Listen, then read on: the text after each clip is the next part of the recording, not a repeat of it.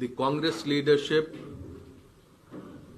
including Congress President Mallikarjun Kharge ji, former Congress President Rahul Gandhi ji, have all been extremely concerned, and it was in this respect that first Bhaktacharan Das, who is in charge of Manipur, he had visited Imphal on the 10th and 11th of May. And then later, a few days back, PCC President Meghachandra Singh, former Chief Minister Ibobi Singh ji, and some senior leaders from Manipur, they met Congress President, they also met Rahul ji. And after that, the party decided to send a delegation to Manipur to meet various affected people and find out the causes which led to this situation and report back to Congress President. In this delegation, Ajay Kumar ji, Sudeep Roy Burman, Bhaktacharan ji and myself, we are there. And day before the committee was announced, day before itself we decided that the next day we will come to Manipur. We drew up our program, sent it to the PCC.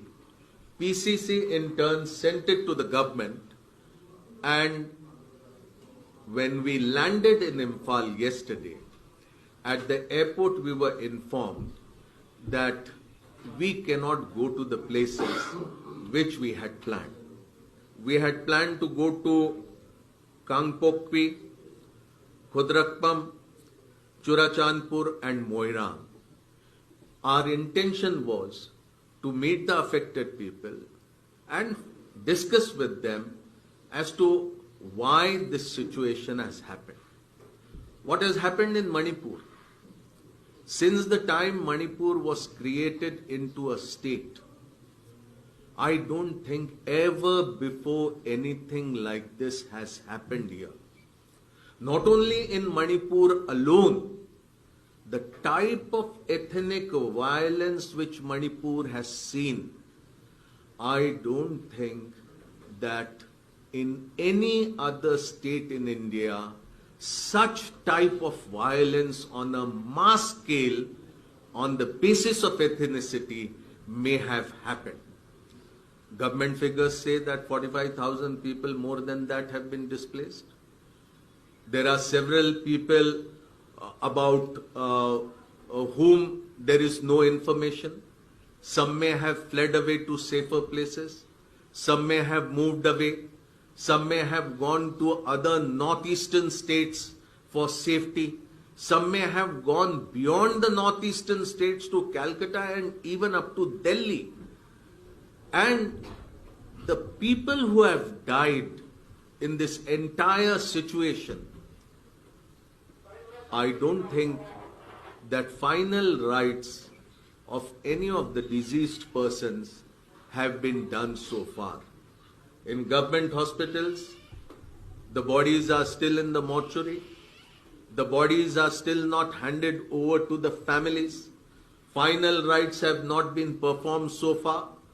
Government announced compensation of 5 lakh rupees to those who have died, to their families, 2 lakh rupees with serious injuries, and 25,000 rupees to those who have got minor injuries. But not a single case has come to our notice where a single rupee has been paid as compensation. There are a large number of people staying in relief camps, but relief material is not provided the manner in which it has to be provided. Yesterday we had met the governor. The Honorable Governor was kind enough to give us enough time. We were there with her for almost 1 hour, and we narrated whatever had come to our notice. Arms and ammunition, the way it was looted, more than 1,000 guns, more than 6,000, 7,000 what do you call, rounds. They were looted, and the recovery is far less. Weapons are there in the hands of a large number of people. Situation is still extremely tense. Government is seen to be wanting to restore normalcy. We don't see any efforts in bringing back peace and harmony. Large number of places of worship. Figures start from 150 to almost 300. Churches have been burned down, demolished, destroyed, vandalized. A few temples have also been destroyed. Such things have not happened in independent India anywhere. The number is too big. And in this unfortunate situation, the Prime Minister is silent. Not a word from the Prime Minister. The Home Minister, whose responsibility is to see that constitutional values are upheld, the duties are performed according to the provisions of the Constitution. Nothing, not a word from the Home Minister. Earlier, every now and then, the union ministers were visiting Manipur. Maybe one every week. That was a PR exercise.